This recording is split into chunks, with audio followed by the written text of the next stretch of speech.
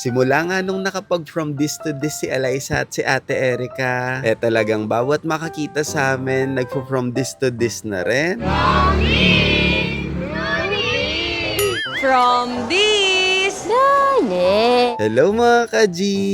Samahan nyo nga kami sa third day of school ni Eliza. Aba, pagkagising ni Eliza, hinawakan niya na agad yung notebook at pencil niya. Senyales to na talagang na-enjoy ni Eliza yung pag-i-school. Sa pag-i-school ni Eliza at pagkain, ulit-ulit ko lang yung routine na ginagawa namin. Siguro naman Eliza, makakasanayan mo na talagang mag-toothbrush at maligo ha. Kasi talagang gagawin natin to araw-araw sa tuwing papasok ka sa school. Mga ka-G, pag meron kasing special needs yung isang tao, talagang hindi nila nako-consistent minsan yung ginagawa nila. Tulad na lang ng pag-toothbrush, kung hindi mo sila yayayain mag-toothbrush, minsan makakalimutan talaga nila. At dahil third day na nga ng school ni Eliza ngayon, sana naman Eliza, huwag kang magsawa mag-school ha. Kasi si kuya kahit pagod, hindi talaga siya magsasawang ihatid sundo ka. Basta ang gusto lang ni kuya, ma-enjoy mo yung pag-aaral mo. Sigurado naman kasi pag na-enjoy ni Eliza yung pag-aaral niya, malaki talaga yung mag-i-improve sa kanya. At ako rin, nai-improve sa akin yung pasensya ko at siyempre yung consistency ko sa isang bagay. Mga ka-G,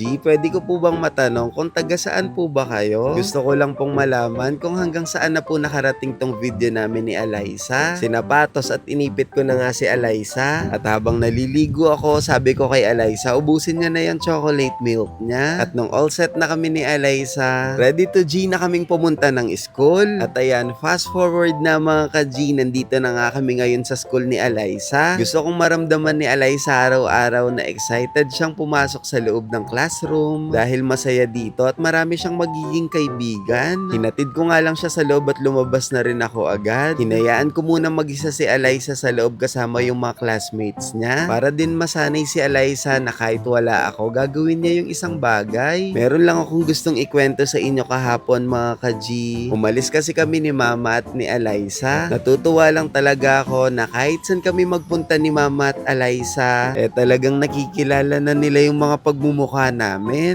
Pero mga ka-G, hindi ako yung sikat ha. Ang sikat talaga dito si Eliza. Paano sa tuwing kasama ko si Eliza, napakadami talaga nagpapapicture sa amin. Going back sa pangatlong araw ng pag-aaral ni Eliza, habang iniintay ko nga siya, grabe, tignan niyo yung langit, ang dilim. Sana naman wag umulan. At ilang sandali lang, tapos na nga rin mag-aral si Eliza. At tinatanong ko nga siya dyan kung na-enjoy niya ba yung day 3 ng kanyang pag-aaral. Hindi nga siya sumasagot, kinis niya lang ako. Ang sweet naman ni Eliza. O paano ba yun mga ka-G, hanggang dito na lang muna. Eliza, ano daw sasabihin mo sa kanila? Alila. Bye-bye mga ka-G!